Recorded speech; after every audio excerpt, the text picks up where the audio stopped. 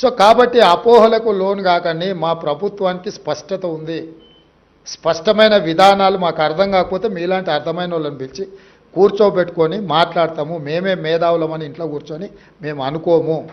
నేను రాజకీయంగానే నాకు అవగాహన ఉంది, రాజకీయంగా నాకు అవగాహన ఉంది, అది నా వృత్తి. కన్స్ట్రక్షన్ మీ వృత్తి, మీకు అవగాహన ఉంది. కన్స్ట్రక్షన్స్లో ఏమన్నా చేయాలి అని అంటే నేను మిమ్మల్ని అడిగితే ఏం చేస్తే బాగుంటుంది రాష్ట్రానికి అని. పరిపాలన చేయాలి అంటే అధికారులను అడుగుతాం. ఇంకేదైనా నిర్ణయాలు తీసుకోదలుచుకుంటే మహేందర్ రెడ్డి గారు లాంటి సీనియర్ నాయకులను, పరిపాలన అనుభవం ఉండి 40 సంవత్సరాలు హైదరాబాద్ రంగారెడ్డి ప్రాంతంలో ప్రతి ప్రాంతం పట్ల అవగాహన ఉంది. ఏ ప్రాంతంలో ఏది పెడితే ఏ ప్రజలకు ప్రయోజనం ఉంటుందో వారి లాంటి అనుభవజ్ఞుల నుంచి సలహాలు తీసుకుంటాం. మా అంతలో మేమే కూర్చొని అపర మేధావులమని ఆలోచన చేసుకొని అవి రుద్దితే మేడిగడ్డలాగా అయింది. కాబట్టి అట్లాంటి పని చేయదలుచుకోలేదు మా ప్రభుత్వం. 2 రోజులు ఆలస్యమైన అనుభవజ్ఞులతో మాట్లాడతాము, వాళ్ళ సలహాలు సూచనలు తీసుకుంటాము. మేము ఓపెన్ మైండ్తో ఉన్నాము, మాకు భేషజాలు లేవు. ఎవరిదైనా సలహా వింటే మనం చిన్నోళ్ళం అవుతామని అనుకోము. ఎవరైనా సలహా ఇస్తే, అనుభవజ్ఞుడు సలహా ఇస్తే అది ఉపయోగపడితే, అది రాష్ట్రానికి ఉపయోగపడితే అది మాకు ప్రయోజనం, రాష్ట్రానికి ప్రయోజనం. రాజకీయంగా మాకు ప్రయోజనం, ఆర్థికంగా రాష్ట్రానికి ప్రయోజనం ఉంటుంది.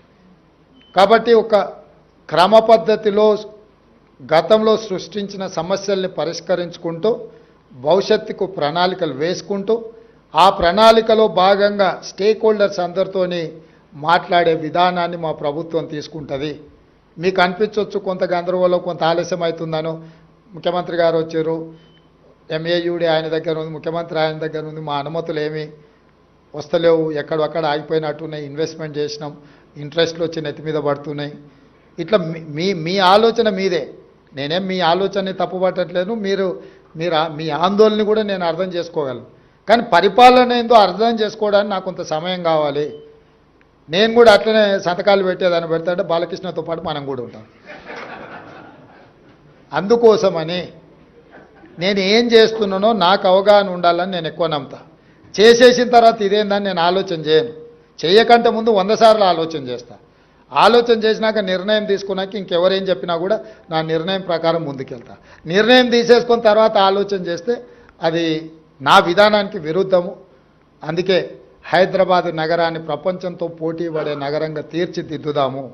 మీకు ఏమున్నా ఏదైనా నా దగ్గరికి రావచ్చు, చెప్పొచ్చు.